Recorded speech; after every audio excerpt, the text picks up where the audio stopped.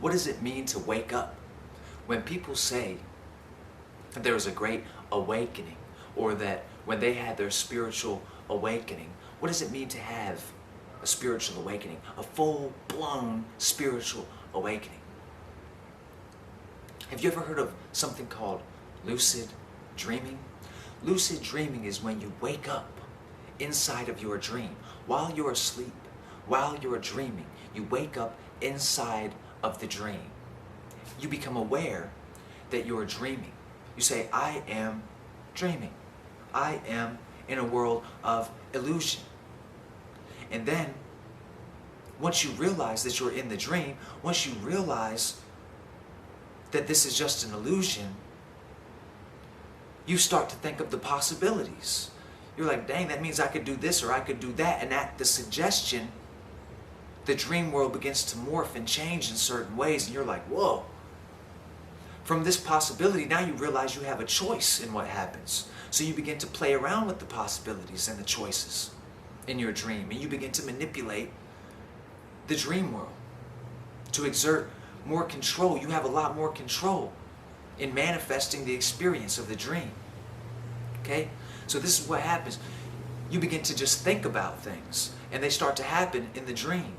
And then beyond this, you don't even have to think about it. Everything you want, anything you desire, just happens for you in the dream. You see, almost instantaneously. And this is what it's like to wake up. When you say you have a spiritual awakening, you're waking up inside this dream world. People call it the Matrix. I believe they call it samsara, the world of illusion, Maya. Right? This, you wake up inside of this dream.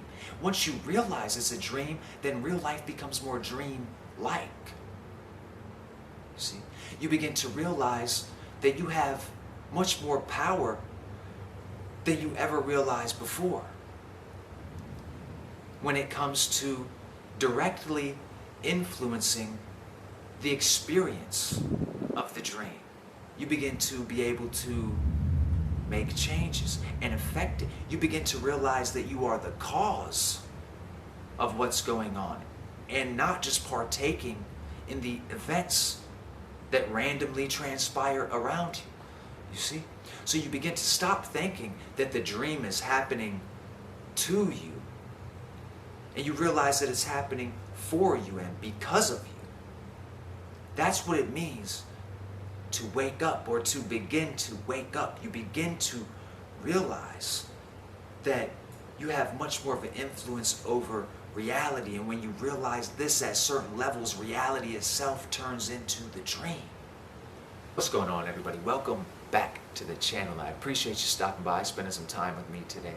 Today I wanted to talk to you about dimensions. Specifically, I wanted to talk to you about the third, fourth, and fifth dimensions of the human experience, of consciousness. Have you heard people talking about how there's a planetary ascension that's going on, that we are leaving the 3D reality, entering the 4D reality, or perhaps you've heard that we're leaving the 4D reality, entering the 5D reality?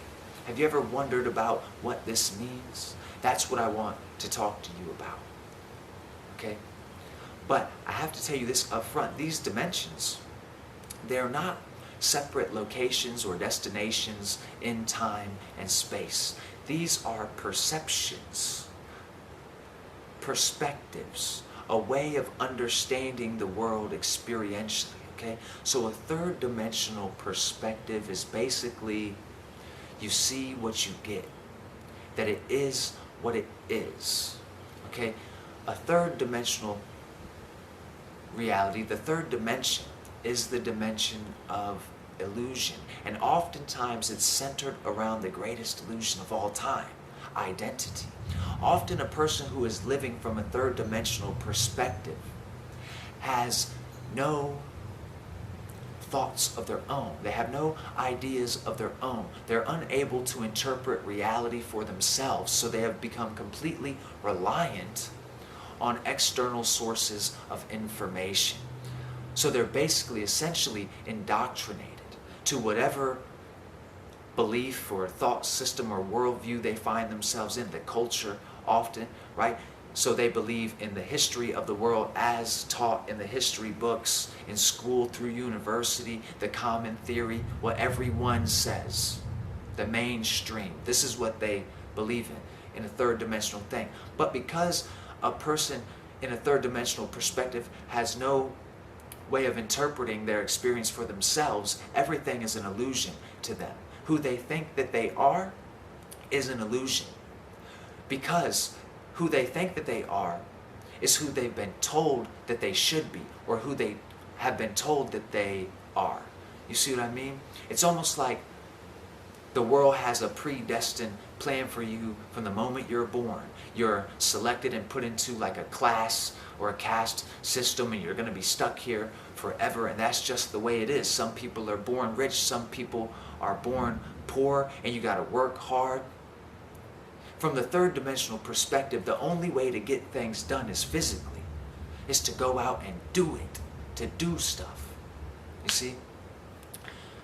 To know if you've made it out of the third dimension and into the fourth dimension, you have to understand what the fourth dimension is. If the third dimension is the realm of illusion, like time and space and movement and all of this, identity, if all of this is the realm of illusion, out of this comes possibilities. Now, if you're in the fourth dimension, you have gained a power over the interpretation.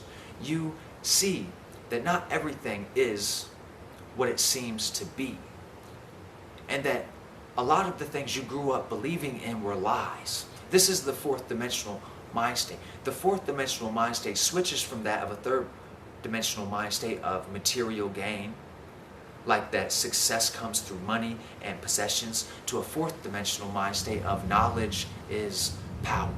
Okay? And when you begin to obtain this knowledge, now you're seeing the different possibilities. From the fourth dimension, you're able to rewrite planetary history. You're able to decide what's true and what's false. This is what the fourth dimension is. So the fourth dimension very oftentimes is the realm of conspiracy theories. So not everything is what it appears to be in the fourth dimension. The fourth dimension is like the dream world. The fourth dimension really is the realm of ideas, and understanding how your ideas are going to affect your experience. That your ideas don't have to be the same as everyone else's ideas. The fourth dimension is the realm of possibilities. But the fourth dimension, another way to say possibilities, is limitations. You're exploring the limitations that have been placed on you. You're exploring new limitations, but no matter what, you're exploring limitations, and you're understanding how the possibilities or how the limitations are affecting your experience. You see, that's the fourth dimension. Most of you are in the fourth dimension, but there's a danger with the fourth dimension. Now that you get to interpret reality for yourself and decide what possibility or what limitations you're going to place on reality, now you project from the fourth dimension into the third dimension, and this results in your experience, and you believe that this now is the new way, the right way, the true way, and that is third dimensional thinking. Okay, so there's this danger. A lot of people are in the fourth dimension that are stuck there in the third dimension, like some strange way these things work together, right? Now, the fifth dimension, which is the one I'm excited to talk to you about the most probably, the fifth dimension comes out of this realm of possibility. Here arises choice. Here in the fifth dimension, this is a dimension in which your choices manifest. And your choices always manifest, even if you're in the third dimension. But here, what we're talking about when you enter the fifth dimension, you're entering a state of awareness of your choices. You're aware that all of the possibilities and all of the limitations that you have placed on your third dimensional experience are all your own choice. You have made these choices. You have selected these limitations from a place of your own free will. So in the fourth dimension is knowledge is power, and you may point at other people and say, you're ignorant. You don't know, you should educate yourself. This is the truth. That's the fourth dimensional mindset. In the fifth dimension, because you're understanding choice at a much deeper level of awareness, you can understand that every single person, no matter their life situation, is there because of choices that they have made. That every single one of us is 100% personally responsible for the interpretation over your life. So if you are a victim, that's your choice. You have become a victim of your own free will. And to escape that victim mindset, all you have to do is choose something new. That's the fifth dimension. Choice, and choice manifests in the fifth dimension. This is a very confusing phrase. Choice manifests in the fifth dimension. But let me explain it to you. And I'm going to have to be honest with you here how I found out what this means. Choice manifests. Now, sometimes I sit out here on my porch late into the night, and I don't want to go inside because this door is really creaky. My wife and my child might be in there sleeping. I don't want to wake them up. So on some occasions, I might wander outside into the yard and pee in the yard. And I know that I should not have a toilet in there. I shouldn't pee in the yard, right? I know this. I'm aware of this. So the other night, I walked out here to pee in my yard.